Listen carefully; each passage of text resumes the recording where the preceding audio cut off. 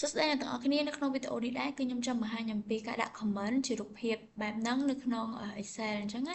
ចឹងអ្នកទាំងអស់គ្នាអាចធ្វើ comment ហ្នឹងនៅក្នុងមេរៀនឬមួយក៏នៅក្នុង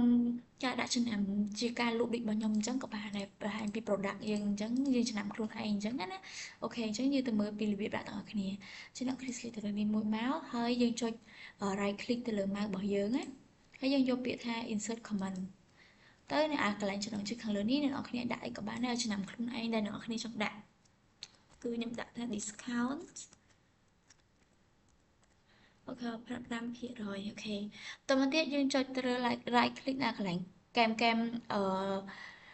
ត្រីកោណនេះអ្នកនរគ្នាអូខេប្រអប់ហ្នឹងណាអញ្ចឹងយើងយកពាក្យថា format comment នេះ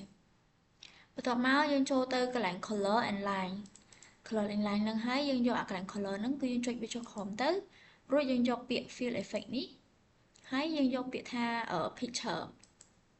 យើង select picture មកនេះយើង select picture from file យើងមកអូខេខ្ញុំដាក់ plus ឬយើង insert អូខេអញ្ចឹងគឺវាចេញមករួចរាល់អ្នកគ្នាគឺវាងាយស្រួលទេវាមិនពិបាកទេនេះចឹងអ្នកនរគ្នាអាចដាក់បែបហ្នឹងបាននៅក្នុងមេរៀនឬមួយក៏នៅក្នុងអឺការងារអ្នកនរគ្នាផ្សេងឯបានក្នុងការចំណាំវិញអញ្ចឹងណាអញ្ចឹងវីដេអូរបស់ខ្ញុំគឺមានតែប៉ុណ្្នឹងទេជួបគ្នានៅវីដេអូក្រោយទៀតបាយបាយ